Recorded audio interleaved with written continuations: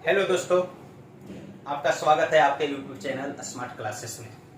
आज मैं आपको बीजगणित के टॉपिक पॉलिनोमियल्स अर्थात बहुपद के बारे में बताने जा रहा हूं। लेकिन उससे पहले आपको जानना है कि इसमें बेसिक चीज क्या क्या पढ़ना है, जो सभी एग्जामिनेशन के व्यू से इम्पोर्टेंस रहता है। इसके अंतर्गत चर, अचर, पद, व्यंजक, बहुपद, समीकरण, घात, गुणांक, प्रारूप, शून्यक, ये सब टर्म्स के बारे में पढ़ना है, जिससे अक्सर सारे एग्जाम में बेसिक क्वेश्चंस पूछ लिया जाता है। फर्स्ट ऑफ ऑल आपको ये जानना है पॉलिनोमियल। पॉली का अर्थ होता है मेनी अर्थात बहुत, नोमियल्स टर्म्स यानी पद, यानी बहुत पद, बहुत सारे पद मिलकर बनता है, उसी को नाम दिया गया पॉलिनोमियल्स अर्थात बहुपद। अंडरस्टैंड? आपके सामने आज जो क्लास ली जा रही बेसिक कंसेप्ट ऐसा कि देखते रह जाओगे। जैसे एग्जांपल 4x² 3x - 5, 1 2 3 तीन टर्म है। टर्म ऐसे जानिएगा, टर्म पद क्या होती है। देखिए यहाँ पे बहुत सारे पद 1 2 3 ये मिलकर क्या बन गया बहुपद। अब ऐसा नहीं कि जैसे तैसे लिख देंगे तो बहुपद ही कहलाएगा। ये एग्जांपल अभी मैं दे रहा हूँ कि तीन टर्म मिल गया, बहुत सारे टर्म मिला बहुपद, क्योंकि 4x² 3x - 5 प्लस तो यह साइन छिपा हुआ रहता है। ये अपने आप में एक टर्म है, ये अपने आप में एक टर्म है, ये अपने आप में एक टर्म है, यानी तीन टर्म मिलकर एक पॉलिनोमियल्स का निर्माण हुआ है। इसी प्रकार आपको ये जानना है कि ऐसे पॉलिनोमियल्स दे दिया जाएगा, पूछ दिया जाएगा चर क्या है, अचर क्या है। चर मीन्स वेरिएबल, अचर कांस्टेंट, पद, टर्म, व्यंजक, एक्सप्रेशन, पॉलिनोमियल्स, इक्वेशन, समीकरण, डिग्री, घात, कोएफिशिएंट, गुणांक, स्टैंडर्ड फॉर्म, प्रारूप, शून्यक, जीरोज, ये सब आपको जानना है। तो फर्स्ट ऑफ ऑल चर और अचर के बारे में जानेंगे। ऐसे बहुपद की क्या पहचान होती है ये आप पहले देख लीजिए। बहुपद की पहचान यानी बहुपद की स्टैंडर्ड फॉर्म भी आप जानेगा, लेकिन बहुपद की पहचान क्या होती है ये सबसे पहले आप जान लीजिए। व्यंजक होता है, व्यंजक सबसे पहले ऐसे तो पढ़ना है, ये पहले पढ़ेंगे, इसके बाद ये, इसके बाद ये, तब ऐसे पढ़ना है। लेकिन जस्ट टॉपिक का नाम है बहुपद, ऐसे बहुत बड़ा टॉपिक है, लेकिन छोटा छोटा चीज ही एग्जाम में पूछ लिया जाता है। जो बेसिक कंसेप्ट के अंतर्गत आता है उसको आपको ध्यान में रखकर यहाँ पे दिया जा रहा है। बहुपद की पहचान सिंपल सी तरीका है। जो व्यंजक दी हुई रहेगी उसमें चर होगा। अब चर अचर के बारे में बताऊंगा, लेकिन सिंपल आप ध्यान में रखिए कि जो चर दी गई है, जितने भी चर, एक चर, दो चर, चार, एक्स वाई जेड, कुछ भी जो चर दी गई है उस चर का घात जो होती है, चर का जो घात होती है वो क्या होना चाहिए? पूर्ण संख्या होनी चाहिए। पूर्ण संख्या। अब पूर्ण संख्या क्या होती है? प्राकृत संख्या में जीरो मिला दीजिए। चर का पावर, जैसे देखिए ये चर है x का पावर क्या है 2, पूर्ण संख्या है। x का पावर 1 पूर्ण संख्या है। यहाँ पे चर नहीं है, अचर पर है, चर नहीं है, लेकिन जैसे चर हम लगाएंगे पावर क्या? 0, क्योंकि आप जानते हैं किसी भी संख्या, किसी भी चीज के पावर 0 उसका मतलब 1। ऐसे अब बहुत सारे टॉप है, 0/0 रहेगा उसका भी मतलब 1 नहीं होता है, लेकिन x के पावर 0 अर्थात 1, यानी जिस चर के पावर 0 वाला जो टर्म होगा वो अचर पद हो जाता है, यानी अचर पद गुणांक 5। तो 0 भी पूर्ण है। अब ये ध्यान दें, चर का घात पूर्ण संख्या सिर्फ कहने से हो जाएगा? नहीं, इसको क्या बोलते हैं? धनात्मक संख्या। यहां से क्या बोलते हैं? धनात्मक। तो यानी धनात्मक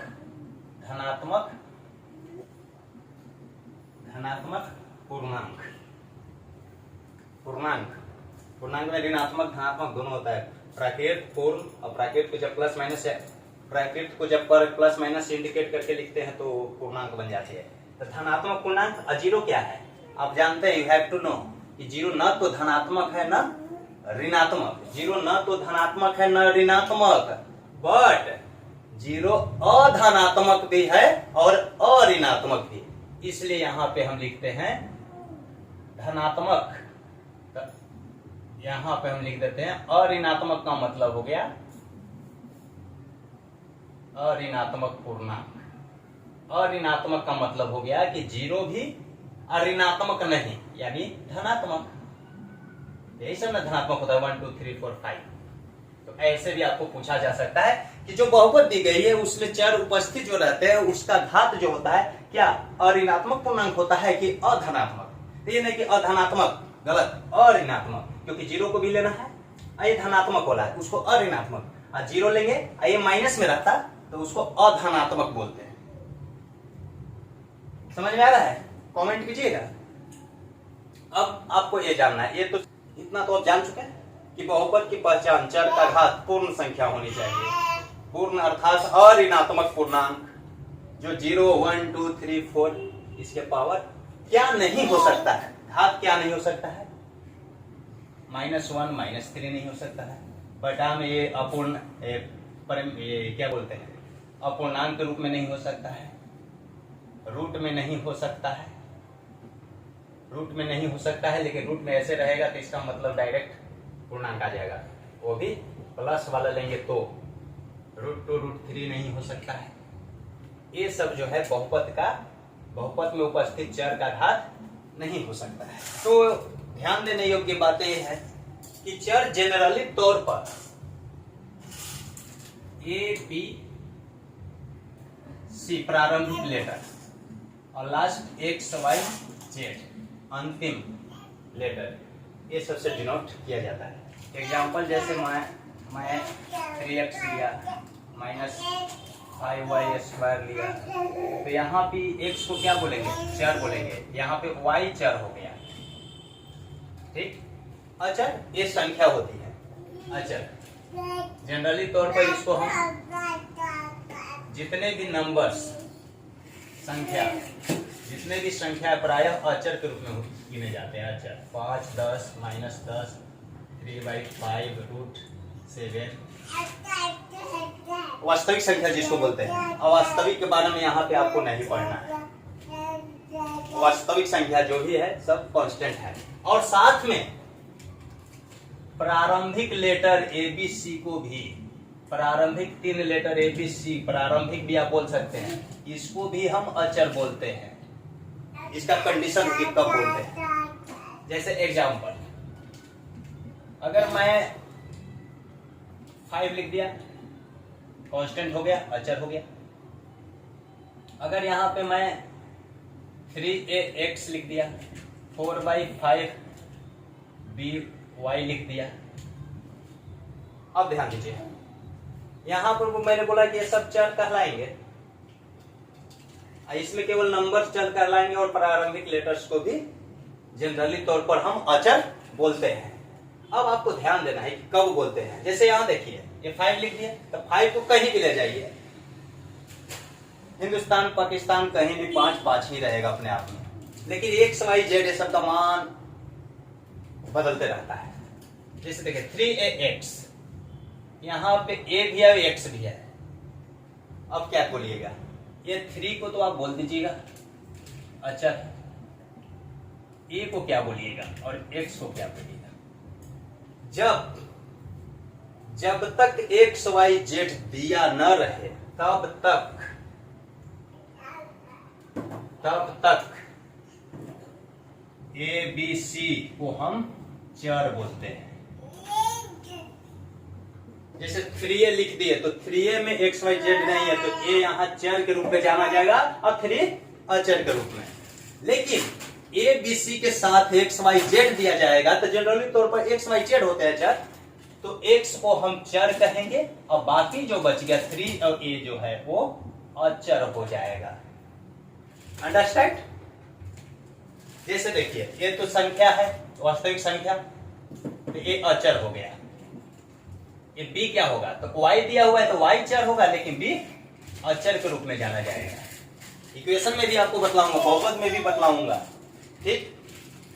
तो जब तक ABC नहीं, जब तक X Y Z नहीं दिया हुआ रहेगा, सिर्फ X Y Z रहेगा तो चर है, सिर्फ ABC रहेगा तो चर है, ABC के साथ X Y Z भी रहेगा तो X को Y Z को चर बोलेंगे, और A B और C जो रहेगा वो अचर के रूप में जाना जाएगा। ये गणितीय नियम से है, ये मेरा नियम नहीं है, गणितज्ञों का नियम है।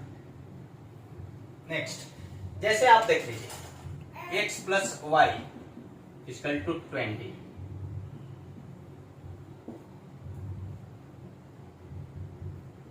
12 प्लस 8 इक्वल टू 20। यहाँ देखिए 12 8 को जोड़कर बराबर में 20 आएगा, तो 12 8 ही जुटकर 20 आएगा। ये नॉमरिकल वैल्यू है, संख्या जुटकर ही कांस्टेंट जुटकर ही कांस्टेंट आ रहा है। 12 को हम 13 नहीं कहेंगे, 14 नहीं कहेंगे, 12 12 ही रहेगा, 8 8 ही रहेगा, तब 20 आ रहा है। लेकिन यहाँ पे एक्स वाई जुट रहा है, तो एक्स वाई का मान वेरी करते रहेगा। जैसे अगर x का मान 10 रखते हैं तो y भी 10 रखेंगे तब ना 20 आएगा। ये 8 रखेंगे तो इसको 12 रखना पड़ेगा, 12 8 20 होगा। ये 7 रखेंगे तो 13, यानी इसका मान x y का मान वेरी करता है, इसलिए इसको क्या बोलते हैं, चर बोलते हैं। इसको क्या बोलते हैं, चर बोलते हैं। वेरी कर रहा है, इसको क्या बोलते हैं, चर। ये क्या है, यहाँ अचर है, संख्यात्मक वैल्यू है।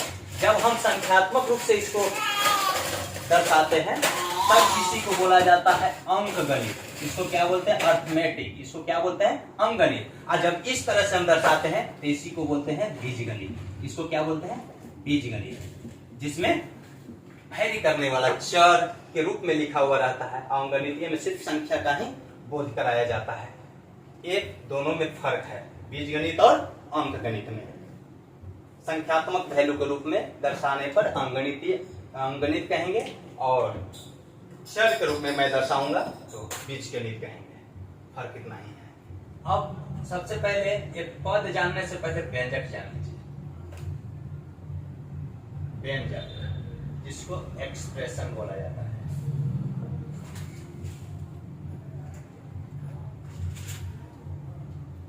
और उसके बाद आपको बहुपद जानना है,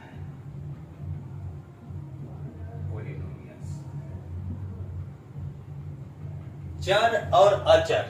चर अचर का वैसा संयुक्त रूप, चर और अचर। चर अचर का, अचर में वास्तविक संख्याएं आ जाएगी, चर में आपको बतला दिया गया कि इस तरह से चर डिफाइन होगा।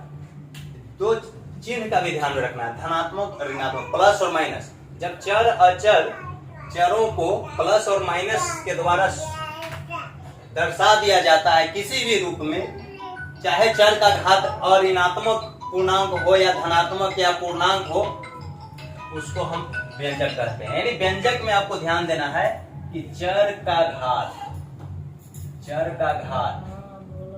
कुछ भी हो सकता है, वास्तविक संख्या हो सकती है, वास्तविक संख्या में वास्तविक संख्याएं। अब बहुपद की पहचान और नियम सिर्फ एकमात्र है। बहुपद की पहचान और नियम सिर्फ एकमात्र नियम है, पहचान का एकमात्र नियम है। चर का घात वास्तविक संख्याएं हो सकती है, लेकिन बहुपद की पहचान सिर्फ एकमात्र नियम है। एकमात्र नियम पहचान का है, पहचान का एकमात्र नियम है कि चर का जो घात होना चाहिए, फर्स्ट ऑफ ऑल मैं बता चुका हूं कि वह क्या होना चाहिए, अऋणात्मक पूर्णांक होना चाहिए। अऋणात्मक पूर्णांक होना चाहिए। अऋणात्मक पूर्णांक का मतलब 0 प्लस में 1 2 3 4 ये सब, वास्तविक नहीं। एग्जाम्पल, जैसे चर और अचर को जब हम लिखते हैं कि 4/5 ये अचर है, संख्या है किसी भी, ये वास्तविक हो सकता है, इसमें भी हो सकता है। 4/5 इसमें भी हम लिख दिए, यहाँ एक्स स्क्वायर लिख दिए, माइनस लिख देते हैं 4x अब प्लस 7 रूट x। ये व्यंजक है व्यंजक है। 4x square minus 4 root x plus 7 बहुपद है, बहुपद नहीं है।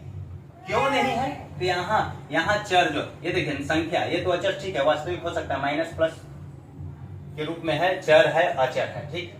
लेकिन यहाँ पे जो चर x है उसका पावर क्या है, 1/2 है, इसलिए बहुपद का घात ये नहीं होता है, इसमें से होना चाहिए। ऋणात्मक पूर्णांक 0 1 2 3 4 5 ऐसे, इसमें यहाँ पे x का पावर 1/2 भी है, यहाँ 2 भी है, और ऋणात्मक पूर्णांक भी है, वास्तविक संख्या है, बटा में हो कुछ भी हो सकता है, तो व्यंजक है। लेकिन अगर कहा जाए, दूसरा एग्जांपल मैं लेता हूं कि 3x 4 minus 5x y plus 7 ये व्यंजक है, तो व्यंजक है। बहुपद है, व्यंजक है, पावर से मतलब नहीं, व्यंजक है क्योंकि चर भी है अचर भी है, प्लस माइनस से लिखा गया है। लेकिन बहुपद है तो बहुपद भी है, बहुपद है तो बहुपद भी है। यस यस, क्यों? क्योंकि इसका पावर 4 है, इसका पावर 1 है, इसका पावर 1 है, तो क्या है, ये है कि नहीं? अब ध्यान दीजिए, you have to keep in your mind, व्यंजक है, व्यंजक बहुपद नहीं है, लेकिन ये दोनों है, बहुपद भी है व्यंजक भी है।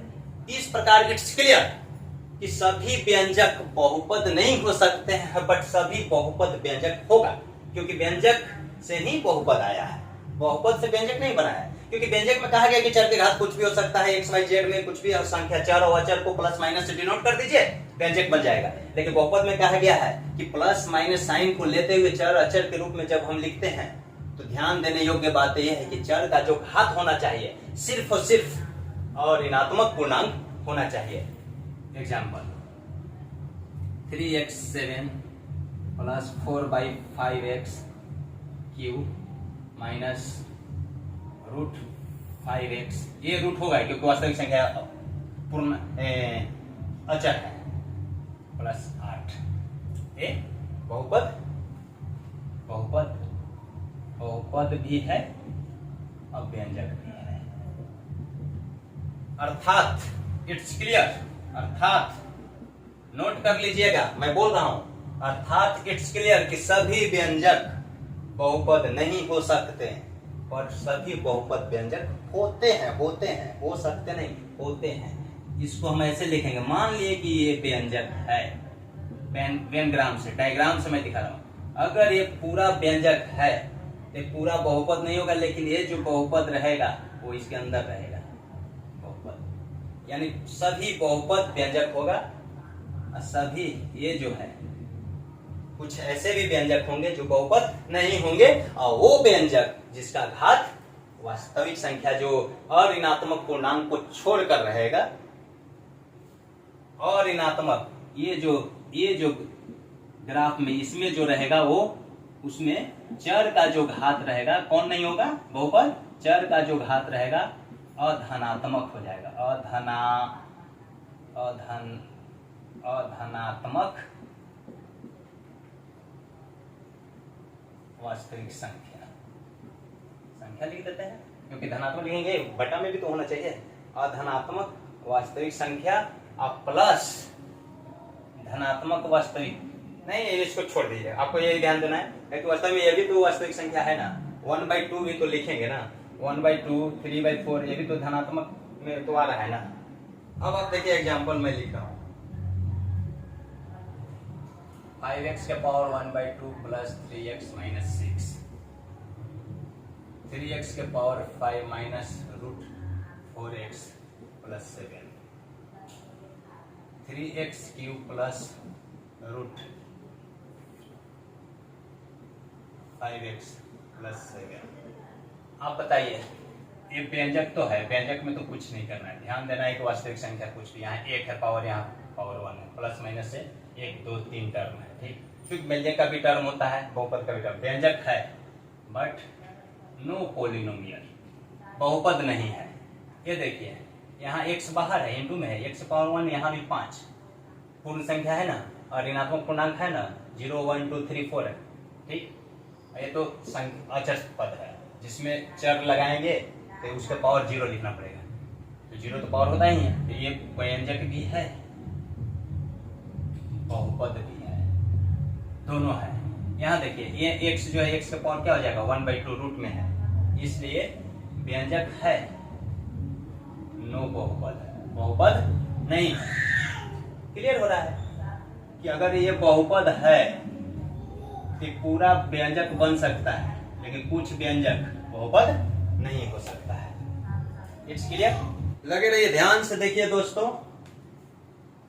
देखोगे देखते ही रह जाओगे, ऐसे बेसिक कंसेप्ट में लेकर आ रहा हूं, अभी तो स्टार्ट हुई है, शुरुआत हो रही है, देखो और देखते रह जाओगे, ये मेरा दावा है। हेलो दोस्तों, टर्म, नेक्स्ट क्या पढ़ना है, टर्म, टर्म जैसे मान लेते हैं 3x² minus 5x plus 5, 4x³ plus 2x², x भी हो सकता है y भी हो सकता है, उससे मतलब नहीं है, प्लस 5 है। टर्म का भी पहचान आपको ध्यान देना है, प्लस और माइनस साइन से होता है, गुना और डिवाइड से नहीं। पद अलग होते हैं धनात्मक और ऋणात्मक चिन्हों से, मल्टीप्लिकेशन डिवीजन साइन से नहीं। अब आप यहां ध्यान दीजिए, ये तो गुना में है, यहां गुना में प्लस यहां है, माइनस यहां है, तो एक टर्म ये हो गया अपने आप में, क्योंकि x² है। एक और एग्जांपल पहले लिख लेता हूं, 5x² plus 3x² minus 5x plus 4। यहाँ पे कितने टर्म है, पूछ दिया जाएगा कितने टर्म है। ये अपने आप में टर्म है, ये भी अपने आप में टर्म है, ये भी अपने आप में टर्म है। तो 1 2 3 टर्म, कितने टर्म हुए, 3 टर्म। यहाँ कितने टर्म है, 1 2 3, 1 2 3 4, जो गलत हो जाएगा, क्योंकि ये दो टर्म जो है सजातीय घात वाले हैं। x², 4 आम प्लस 3 बराबर कितना, 7 आम, नहीं 4 आम प्लस 3 आम, तब 7 आम। यहाँ देखिए x², ये 5 गो है, ये 3 गो है, कितना हो जाएगा, 8x² माइनस 5x प्लस 4। तो कोई निश्चित नहीं है कि इस तरह से दिया हो रहेगा, ऐसे दे देगा, आपको कैलकुलेट करके दिखाना है। अब कितने टर्म है, 3 टर्म। तो टर्म ऐसे अलग करेंगे। सजातीय पदों को, सजातीय पद अगर दी हुई है उसको पहले प्लस माइनस से सब कर लेना है, तब आपको देखना है कि पद प्लस और माइनस से कितने अलग हो रहे हैं। अब पूछा जाएगा पहला टर्म कौन है, 8x², दूसरा टर्म कौन है, 5x। यह भी गलत हो जाएगा, 8x² प्लस छिपा हुआ रहता है, लिखने की जरूरत नहीं, लेकिन हम माइनस में इसे माइनस लिखेंगे, इसके पहले माइनस लिखेंगे। और तीसरा टर्म क्या है, ऐसे टर्म को हम अलग करते हैं। अब सपोजिट मान लेते हैं, एग्जांपल में हम सपोजिट लेते हैं टर्म 3x² प्लस 5x/y। कितने टर्म है, 2 टर्म यहाँ पे, क्योंकि ये डिवाइड में है। क्या है, डिवाइड में y नीचे, तो 1 2 3 ऐसे नहीं गिन लेंगे, एक और ये पूरा ऐसे 2, दूसरा 2 टर्म हो गए। तो टर्म की पहचान प्लस और माइनस चिन्हों से होती है, न कि गुणात्मक मल्टीपल, मल्टीप्लिकेशन और डिवीजन साइन से। अंडरस्टैंड दोस्तों। तो अब आपको ध्यान देना है, ये बहुपद आप पढ़ रहे थे कि अगर ये बहुपद है, बहुपद कहाँ गया, ये बहुपद है, व्यंजक है, तो बहुपद है, ठीक। ये सब बहुपद सिर्फ हम लिखते हैं एक तरफ, जब इसके बराबर में suppose that 3x² plus 5x minus 4 बराबर ऐसे 0 दे देंगे, बराबर साइन देकर दोनों तरफ LHS, left hand side right hand side, दोनों तरफ ऐसे लिख देंगे, तो वही समीकरण बन जाता है। अगर एक घात वाला बहुपद है, बराबर 0 किया हुआ है, तो एक घातीय समीकरण हो जाएगा।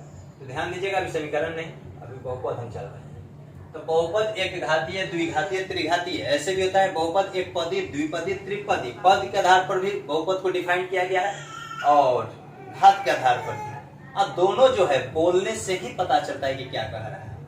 घात, तो पद, पद को घात के आधार पर। अब घात क्या है, अब पद पहले पढ़ेंगे कि घात पढ़ेंगे, कोई एक को तो समझना है। तो घात में आपको ध्यान देना है कि जो चर दिया गया है उसका मैक्सिमम पावर को आपको देखा जाता है, सबसे बड़ा पावर। जैसे यहाँ पे 1 है, यहाँ तो 0 है, क्योंकि इसमें हम x लगाएंगे, उसके पावर 0 देंगे, ताकि x के पावर 0, 1 से 5 में मल्टीप्लाई होगा तो 5। तो यहाँ 1, यहाँ 0, यहाँ 2, मैक्सिमम पावर क्या है, 2, वही घात होता है। दी गई बहुपद में उपस्थित चर के मैक्सिमम पावर, मैक्सिमम घात ही उस चर का, बहुपद का घात होती है। तो एक घातीय, द्विघातीय, तो एक घात वाला, इन सबसे मैक्सिमम पावर 1 रहना चाहिए चर में। द्विघातीय बहुपद कहेगा तो 2 घात वाले, मैक्सिमम पावर 2 ही होना चाहिए, उससे कम में 0, 1 हो सकती है, माइनस में तो होता नहीं, क्योंकि आप जानते हैं बहुपद में उपस्थित चर का घात ऋणात्मक नहीं होती है, सिर्फ और ऋणात्मक पूर्णांक होती है। 0 1 2 3 4 एक ही लाइन में बोल दीजिएगा, पूर्ण संख्या। अंडरस्टैंड दोस्तों, थैंक यू। आज का टॉपिक मैं यहीं पे समाप्त करता हूँ, नेक्स्ट हम टर्म के बारे में बतलाएंगे। और प्लीज दोस्तों एक बात आपसे कहना चाहूंगा कि मेरे चैनल को, मेरे चैनल नहीं, आपके चैनल को, आपके यूट्यूब चैनल स्मार्ट क्लासेस को सब्सक्राइब, लाइक एंड शेयर जरूर कीजिएगा। Thank you.